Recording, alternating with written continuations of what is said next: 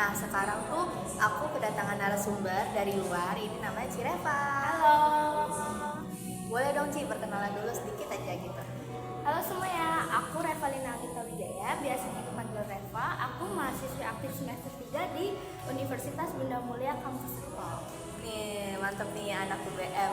Nah, sekarang mungkin aku mau lebih tanya-tanya aja nih ke Cici tentang bullying itu ya. Karena kan kemarin aku sempat nulis artikel tentang bullying itu sendiri.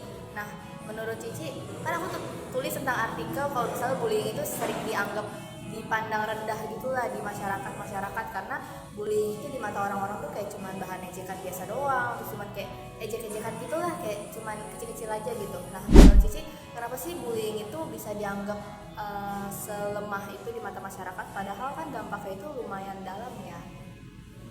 Menurut aku sih karena orang-orang nih awalnya mikir cuma ucapan aja, tapi orang ini nggak mikir kalau ucapan ini bakal nyakitin hati seseorang, sehingga orang-orang bisa mikir, wah cuma dikatain sedikit masa sih kesel, masa sih sakit hati gitu. Tapi buat orang yang dikatain, kan kita nggak tahu ya perasaannya kayak gimana, isi hati orang tuh kan berbeda-beda, sehingga itu yang membuat terjadi Gitu ya. Nah, bener sih, bener banget ya.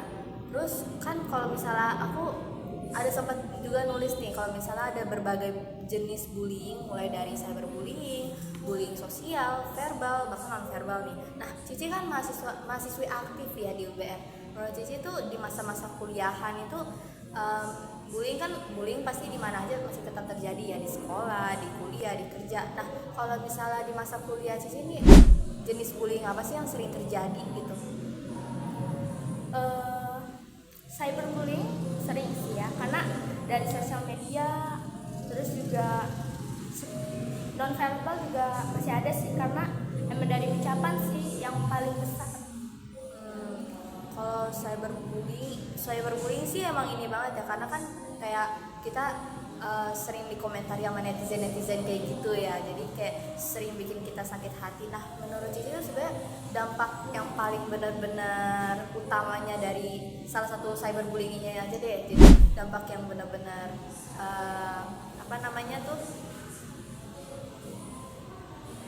ngena banget lah sama si korban bullying itu apa sih menurut Cici?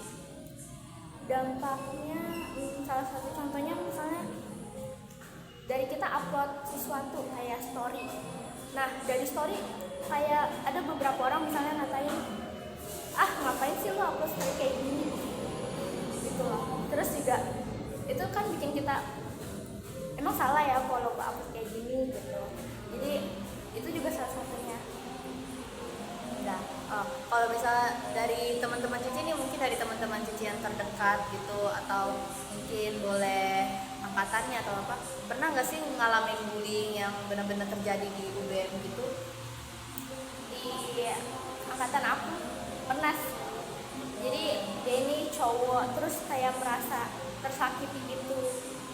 Terus juga jadi di grup angkatan kita kayak ngebully dia secara tidak langsung, kayak ya udah lu keluar aja kalau merasa tersakiti kayak gitu.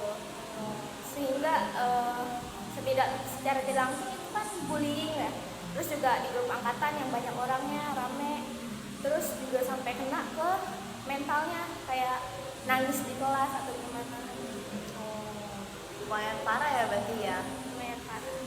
Kalau misalnya kayak gitu-gitu tuh, kalau bullying kayak gitu, si pelakunya ini, kalau misalnya di sekolah aku ya, kalau bullying itu tuh pasti itu hukuman yang dapat itu ditegur, kalau enggak kena SP lah, kalau enggak dihukum guru lah, kayak suruh siram tanaman lah, suruh memberi salam lah, gitu-gitu. Kalau misalnya menurut Cici nih, menurut opini Cici, buat si pelaku dari bullying ini tuh cukup gak sih kalau cuma dikasih hukuman yang kayak gitu, atau menurut Cici ada kayak sesuatu teguran yang bisa lebih pantas lah buat dia gitu? Teguran secara langsung dan tidak langsung itu pasti perlu. Terus juga kita di kampus ada SAC, itu buat bimbingan konseling kalau emang kita merasa psikis kita terganggu, kena entah itu karena teman atau karena pelajaran, bisa kita hubungi SAC ini buat minta konseling, bimbingan, dan itu gratis. Terus juga mungkin untuk secara langsung itu kalau di dunia perkuliahan cuma dikasih teguran aja sih, karena emang kita kan nggak boleh main fisik ya, mau dosen mau teman itu kita nggak boleh main fisik. Ya sih, tapi balik lagi ya, sebenarnya mau kita hukum gimana pelaku itu tergantung dari diri dia sendiri kan pastinya. Kayak gitu sih. Terus yang terakhir nih aku mau tahu dari Cici, menurut Cici apa sih kesan dan pesan Cici yang bisa disampaikan ke para semuanya, kalau misalnya gimana sih cara kita menghindari bullying itu, atau gimana sih cara kita ngebantu teman kita yang kena bullying, atau gimana sih cara kita istilahnya mengurangi lah kasus-kasus bullying ada di Indonesia, karena kan di Indonesia ini juga kasus bullyingnya lumayan tinggi ya, dan masih sering banget terjadi dari anak-anak kecil bahkan sampai yang orang dewasa itu masih sering banget terkena bullying. Dan Cici gimana kesan dan kesannya?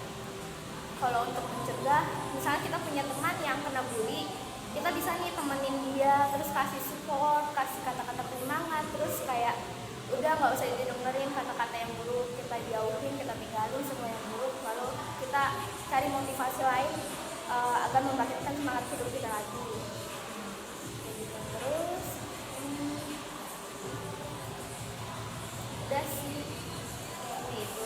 Terus untuk kalau teman kita yang membuli, lebih baik kita jauhi, terus kalau bisa kita kasih tahu juga kayak nggak baik loh kayak gini, kita harusnya berteman, kita semua tuh harus berteman baik. Kurang lebih kayak gitu. Benar sih.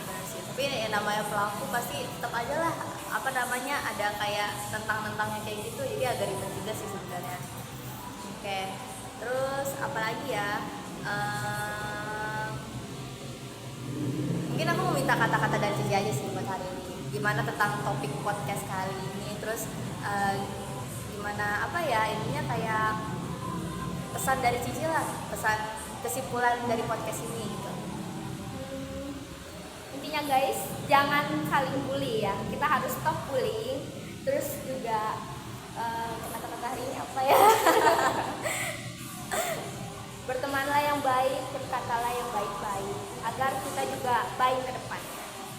Oke, karena di masa kuliah itu bullyingnya makin ya kalau aku dengar-dengar. Makin banget. Makin, karena yang aku tahu masa-masa kuliah tuh banyak banget yang main circle kayak gitu. Ya walaupun di awal-awal semester kayak masih ya berteman, tapi di akhir-akhir udah mulai main circle-circlean ya. Betul. Bahkan dari awal kadang kita bisa lihat nih udah ada yang bersikap, tapi lebih baik kita di netral aja, kesana kesini oke gitu.